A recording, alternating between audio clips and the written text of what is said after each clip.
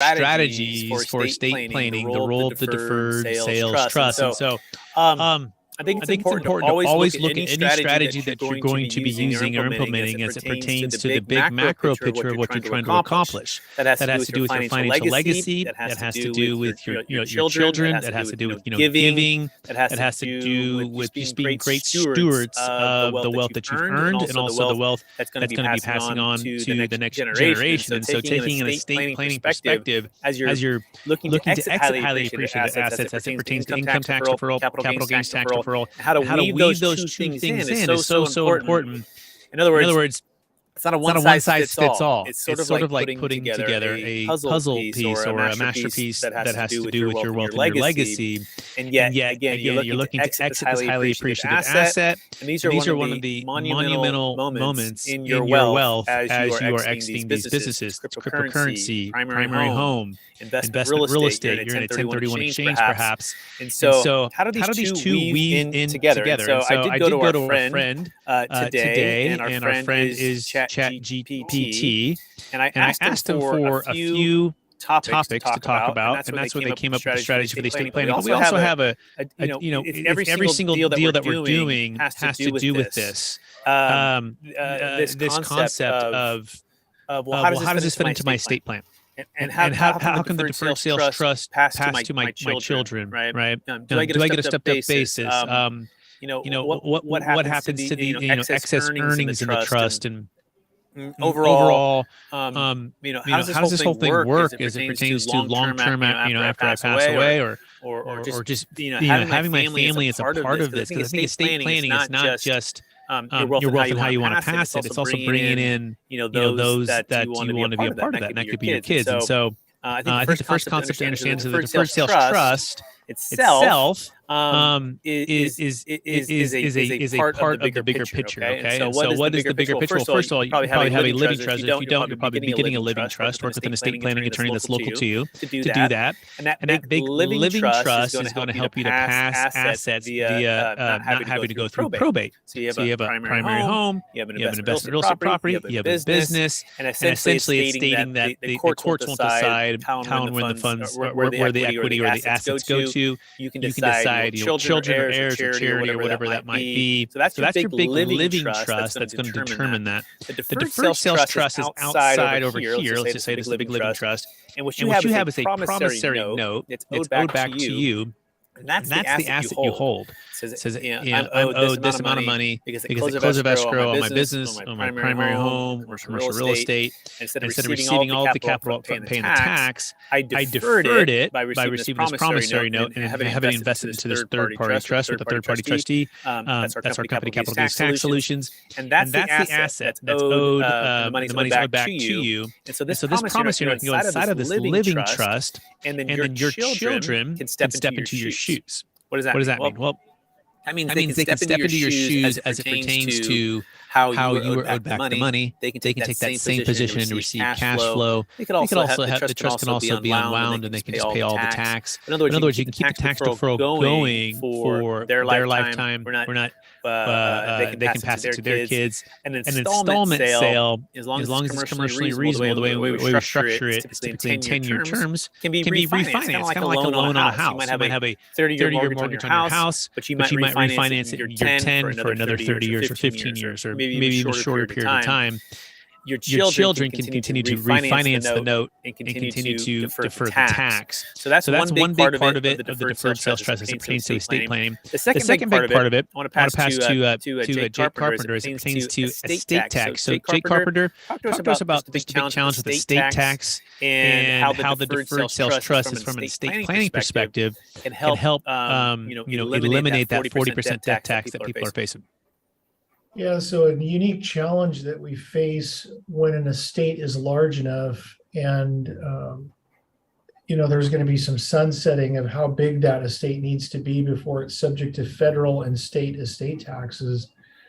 But we're not just dealing with income tax and capital gains tax. When your estate's large enough, you have state estate tax as well as federal estate tax. And so the challenge here is, in many cases, we're trying to reduce the estate size And we normally do this through gifting and different strategies, but that takes time. It takes time to get some of those assets outside of the estate. And so the unique property of the deferred sales trust is the deferred sales trust allows us through I think we refer to it as a DST 2.0, where we can actually remove or drop those assets out of the estate at the closing when it funds into the trust. So this can, in some cases, remove hundreds of thousands and even quite a few millions of dollars out of the estate immediately upon the closing of the sale. So this is a huge, I would call it a foundational tool for us to use to potentially reduce the size of the estate. Perfect. And eliminate the tax. Well said, Jake. Now, Jake Miller, I'm bringing you in here, so let's do like a live deal. So, Jake, let's imagine I have a $100 million business I'll be selling, right? And I am concerned that this $100 million is all inside my taxable estate. And I have a few kids, and these kids are I want to help I want them to eventually inherit my wealth, and I might be charitable giving, I want the flexibility with that, but I don't want to buy necessarily a bunch of life insurance, and I'm looking at the DST plus as a way to eliminate this estate tax. How would that practically work? Walk us through what that would look like. Absolutely, Brett. And as we all know, in estate planning, there's a lot of moving parts and a lot of moving pieces, even more so when you get above $10 million, even more so when you get as high as $100 million. Every million of the 100 million still counts. And so we need to be prudent when it comes to taxes, and we need to be prudent when it comes to how we structure our estate.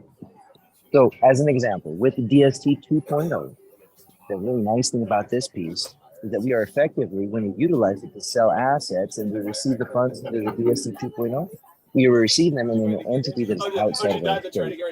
Something that everybody should have on the radars is that at the end of 2025 or the beginning of 2026, there's going to be a change in the exemption amount of what we're allowed to not have taxed in regards to our estate.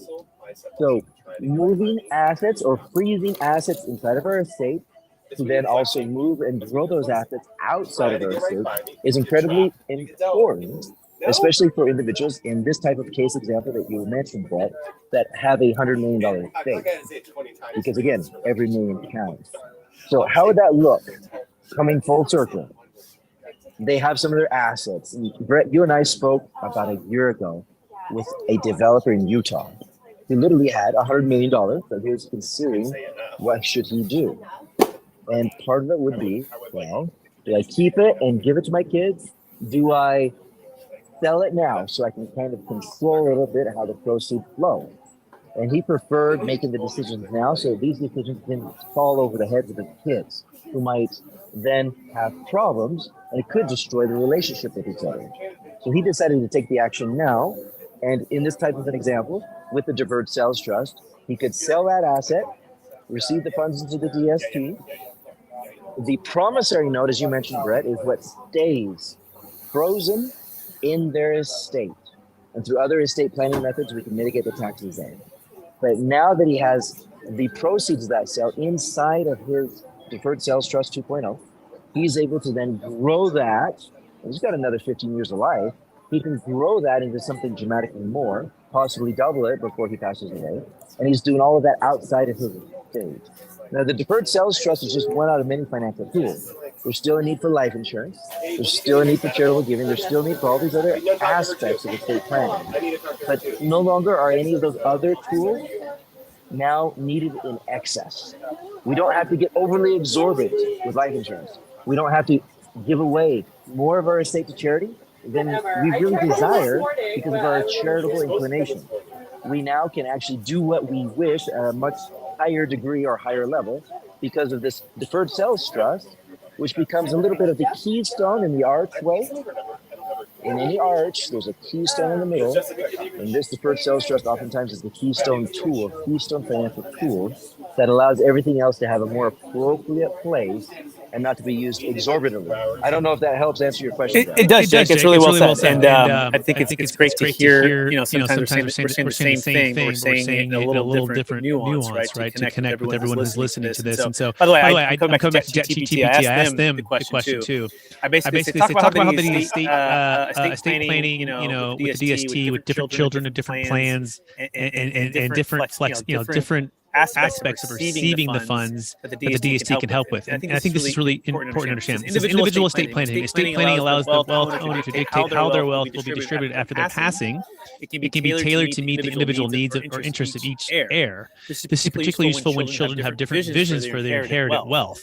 And as the deferred sales trust pertains to this, the nice part about the deferred sales trust is if you have multiple kids, you can sell the asset today, move it outside the taxable estate. The children can be the heirs of this trust, and they can receive it, or they can continue to defer the tax they'd like to, right? Although we are moving it outside the taxable estate, so we can eliminate that estate tax, which is so key. On DST 1.0, they can step into the shoes. You can continue the tax deferral. But the point is, one child might want to just cash out completely, pay the tax. The other wants to defer the tax. It simplifies the estate planning as it pertains to the parents are concerned with their children, because the decision's already made for them, and the funds are diversified, invested, right? And it's not necessarily tied to one single asset and one location or one business, right? And so that I think is really key, that it can be structured in a way that allows for flexibility of the wealth distribution. And the payment plan for each individual can be different for the parents, for the children, and it can also be the parents might say, you know what, I don't necessarily want $100 million to pass all to my children all right away. I'd like via my living trust to dictate how this will pass, right? So all these little nuances are create customized solutions for clients. And like Jake said too, you might have a donor advised fund. You might have a certain amount that still goes to charity, but it's not forcing or over-forcing what percentages you might be giving. You might want to give 20%, 30%, 40%, 10%. Everyone's different, right? So that's the beauty of the deferred sales trust, is it didn't limit you from going to charity, but it does give you the ability to be flexible with charitable giving or not, while still getting a lot of what we have to say what the CRT provides. We're like the CRT without charity's not required. So that being said, Jake Carpenter, do you want to add any of what we said there, or pull out any nuggets that you want to exemplify a little bit?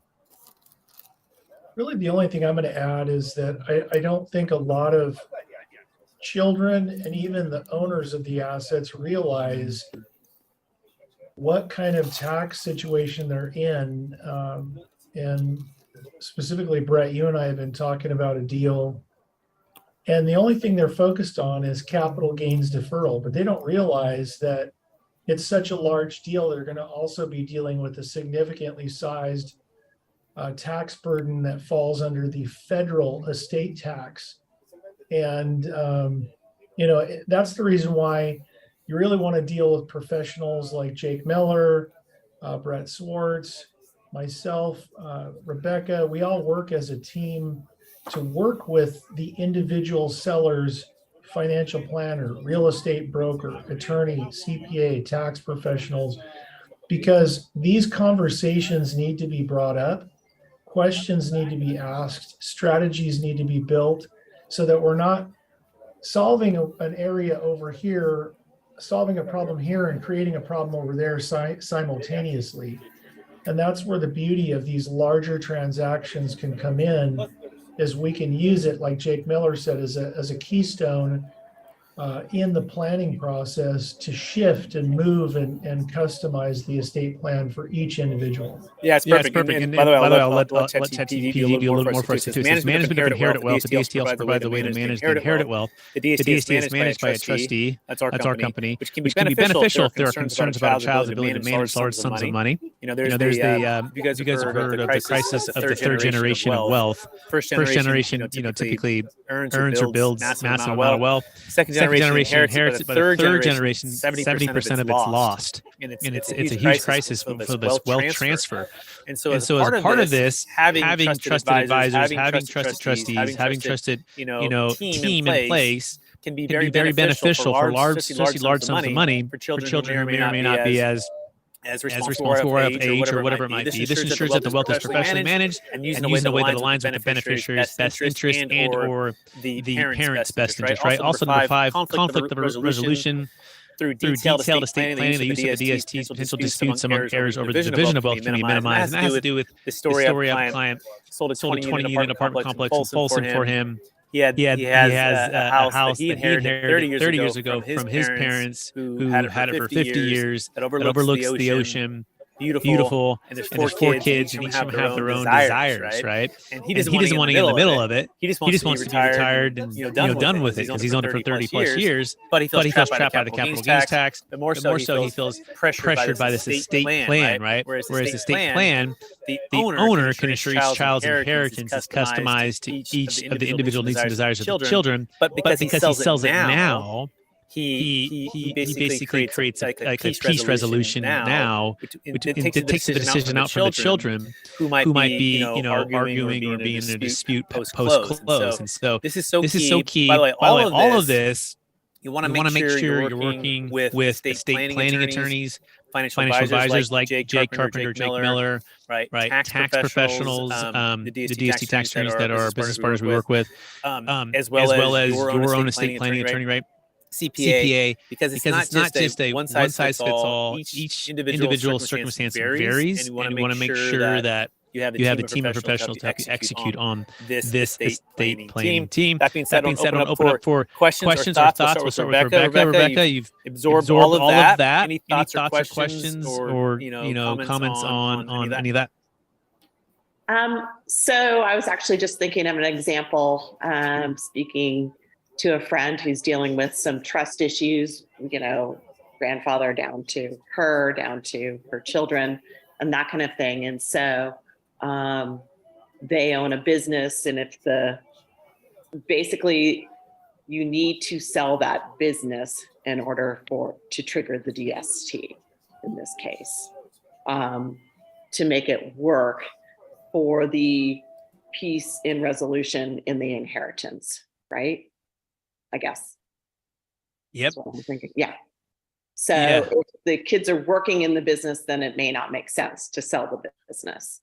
Right. Yep. Yeah, exactly. Yeah. There's all these little nuances, right? We have one deal we're working on where they want to bring in one of the children to do another deal with them. And so they say, well, can we joint venture LLC with the child as the managing member of the LLC in partnership with, mom or dad on this next business venture or real estate investment? And the answer is yes, right? Okay. So there's ways to create opportunities for wealth building, and that is very tax efficient, and helps to, because I think a lot of our clients, they're retiring as maybe they're baby boomers, right? But at the same time, they want to be in the game, but they might not want to be in the game 100%. And they actually want to teach and train and groom their children to build wealth. And so as a part of doing that, that's the funding sources, the trust for that joint venture partnership with a child or children, right?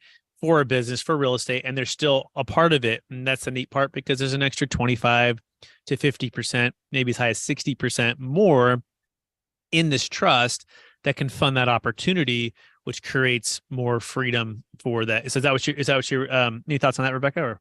Yeah, no, I think that definitely hits the points and the ways to make it work for different situations. Another question. Can you, let's say, have a nonprofit set up and you sell a business to that nonprofit, even though the DST will be the note holder of your profits? Can you do that? So it all depends, right? So on that nonprofit, are you? What's the main purpose for the nonprofit? What would you say that the client wants to achieve there? Providing a social service that, so more of like a charity type thing. So a nonprofit existence, but ensuring that moves forward, I guess, transferring the actual real estate and having that real estate then have the nonprofit be the owner of that piece of real estate. Yeah, so I think you might choose one or the other, right? Okay. So you might even figure out a way to transfer that real estate to a nonprofit prior to the close of escrow on that, so that it just goes directly to the nonprofit. In that sense, you don't necessarily need the DST. Okay. And or you would just sell into the DST, and then the DST, the interest that it was accruing or earning, could roll into something like a donor advised fund, or perhaps your own fund your nonprofit, and perhaps there's some tax efficiencies there, right? Okay. So I think the key is like, what are they trying to achieve? And they're like, well, I want to be able to give to causes I believe in, right? Well, why don't you look at a donor advised fund? The trust could be here, and to the extent that it's producing, recurring and paying you out a payment, you could pull that into the donor advised fund, or at the close, maybe do a little bit of both, right? Maybe do 50% DST, 50% donor advised fund, maybe the nonprofit. I haven't seen, I'm not as experienced. Maybe Jake Miller's more experienced with the nonprofit part of things. I've seen donor advised funds, CRTs, DSTs. Jake Miller, any thoughts on that nonprofit question from Rebecca? So Rebecca, there's a lot of items that we have to be careful about here, because a lot of people who, in lack of better words or terms, they form their own nonprofit. There's a lot of legalities around you donating money to your nonprofit and you being a director, you being in control, and things of that nature, because then they're going to really scrutinize whether or not it's a truly charitable cause and this, that, and the other. However, we have actually helped several people form foundations and nonprofits for purposes similar to this, that actually do accomplish, based on the director of the nonprofit or foundation, their goals and are effective deductions. And so, I guess going back to what we talked about earlier on, depending on the amount of money in the deferred sales trust, you may be charitably inclined to give, let's say, 10%. All right. Some people might be motivating you to give 50% because that's how the strategy has to work in like a CRAT or a CRUT or an endowment plan with a university. If, for example, I have two clients that are from Pakistan, and they want to set up a U.S. nonprofit so that they can donate and get a deduction to money that they want to send to hospitals in Pakistan to help these hospitals have the medical equipment they need to serve their communities. And that works. There's a lot of steps I'm missing here in between, so that everything's properly documented and sending money out of the country, and how do you provide proof and evidence of how it's spent, everything else. But at the end of the day, this is one piece out of many different pieces in somebody's estate planning, that when their estate is large enough, it does make sense for them to have a micro profit, a micro foundation, or a full-fledged foundation or nonprofit of their own. I say of their own. Really, nobody owns the nonprofit. There's a director that directs the nonprofit, and the underlying assets end up being spent in such a way that it benefits the community, somebody in need. Does that make sense? Yes, it does. Thank you. Good question. Good thoughts. Yeah, simplifying things, I think, is really a benefit of the deferred sales trust, right? And simplifying your estate plan. So the more clear on your vision and the outcome that you're trying to achieve, right, the more precise a plan can be put in place that achieves that. All right, good thoughts and questions. I'm going to open it up to for others. We have Carl. Hello, Carl. We have Maria. We have Moana. We have Pierce. Pierce, welcome, brother. Hope you're doing great. And feel free to unmute, say hello, and ask a question or a comment. Hey guys, how are you? Great, Pierce. How you doing, brother? I'm good, man. Just soaking it all in again. So no, I think you guys are having a pretty awesome discussion right now. I like the kind of the head-to-head of the charitable remainder and the estate planning aspect of the DST 2.0. I think that's really awesome stuff. So yeah, it's just been good to hear kind of some of the alternative methods that people can use. Mm-hmm. Yeah, and Pierce is down in Newport Beach for those that are listening. He's a luxury realtor and a commercial broker down there, and also is co-host of the Capital Gains Tax Solutions podcast. So, Pierce, what curious on any temperature feel for the real estate or the market down in Newport? What are you seeing or feeling down there with just the overall thoughts on where the market's at? Yeah, so transactions are still down. Prices are kind of down a little bit in Orange County altogether. Newport, they are also down a little bit, but I think that has to do more with the amount of just, well, or the lack thereof inventory, which is, driving down everything. And so that's pretty rough on the luxury residential side. On the commercial side of things, it's really interesting. I was talking to another buddy of mine, and he was saying that commercial transactions are down like 80%. And a lot of it has to do with the fact that people just can't get funding. And it's just a tight market right now, with a low flow of actual transactions and closes. I mean, they're still happening, but they are definitely a lot more tight. It's good that the Fed paused the rates. That kind of just keeps the pressure consistent instead of pushing more pressure on the banks and stuff like that. So that's really good as far as that's concerned. So hopefully we can kind of reduce that a little bit, and then kind of loosen lending restrictions so that transactions can actually go. But yeah, that's kind of a little pulse. Yeah, very well said. And by the way, to that point, this is why we think the deferred sales trust is created for times like this, because there's kind of three buckets here, right?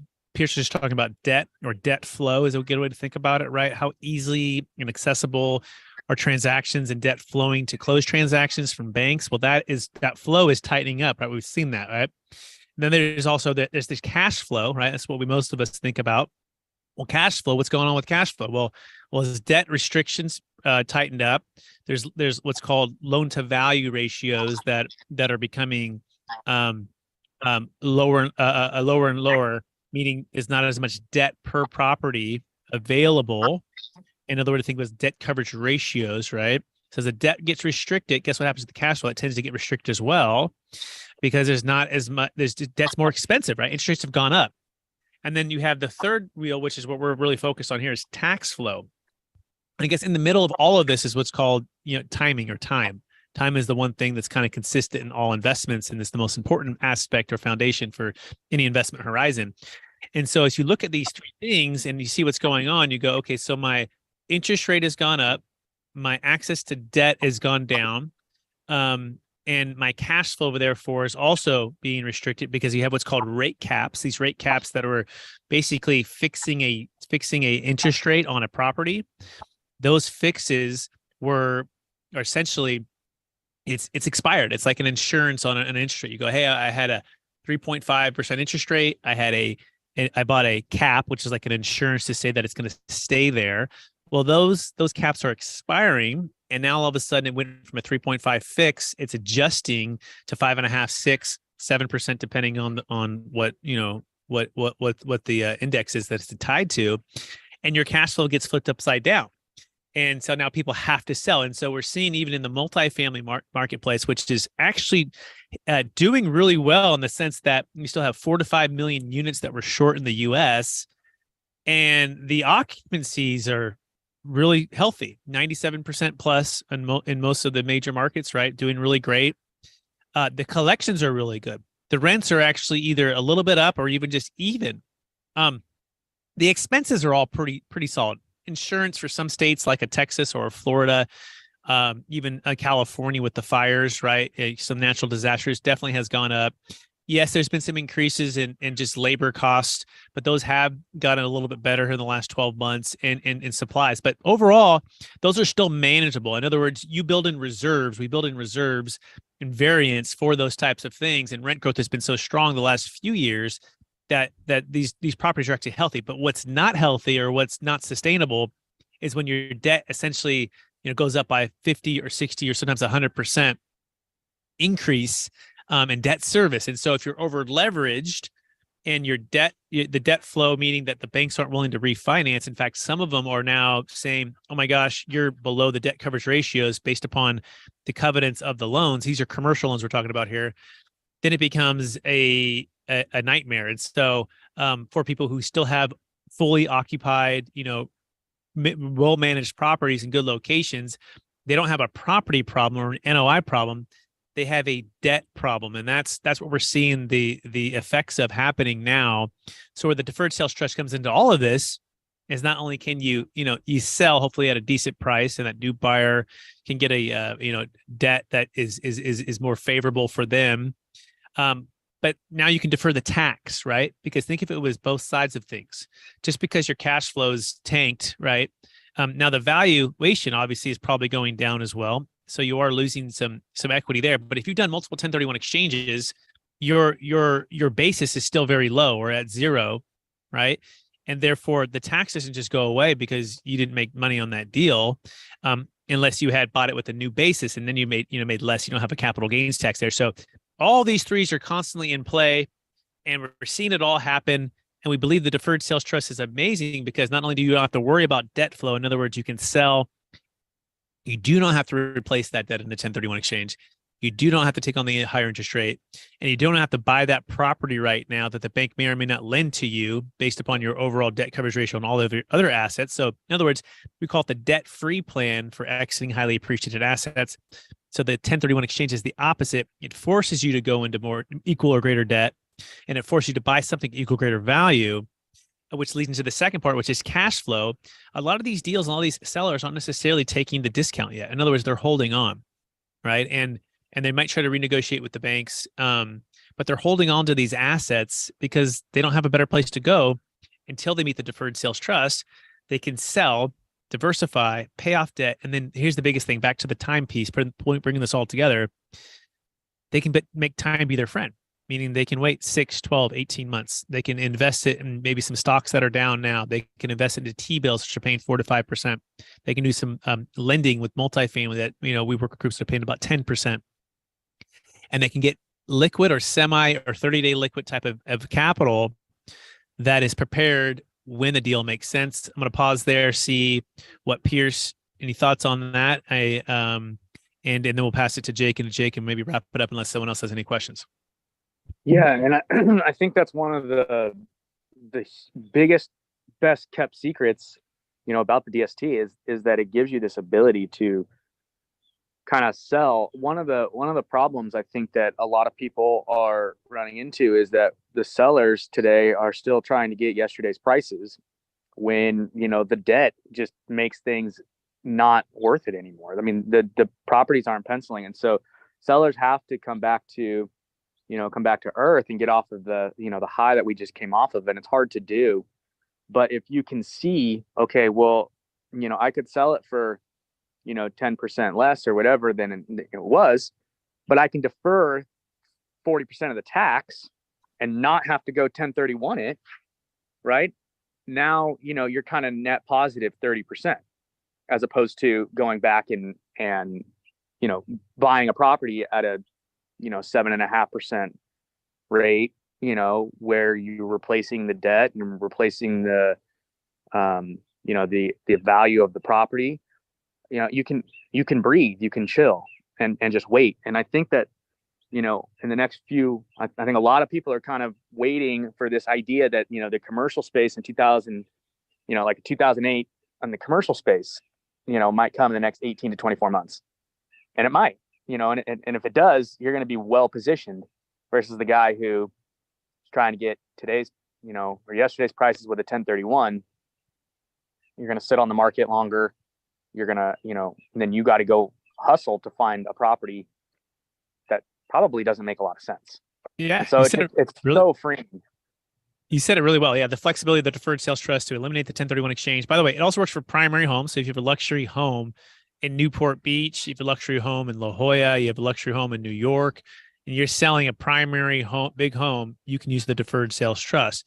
It works for businesses. It works for cryptocurrency.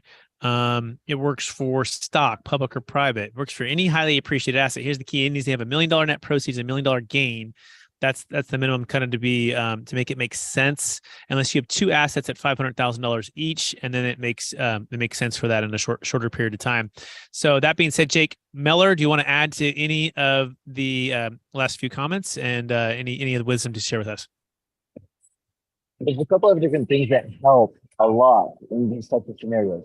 Whereas Pierce was mentioning, people are trying to sell it with their prices because oftentimes they're also figuring in the tax ramifications of their net that they're going to receive after taxes.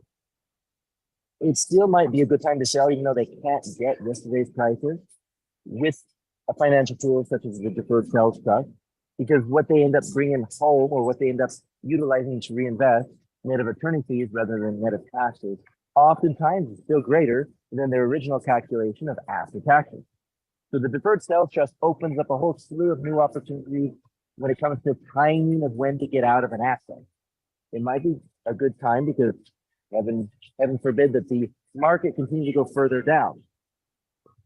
Even though it's gone down, you can't get yesterday's prices, it still might be a good time to get out, depending on where you live, where you're at, etc.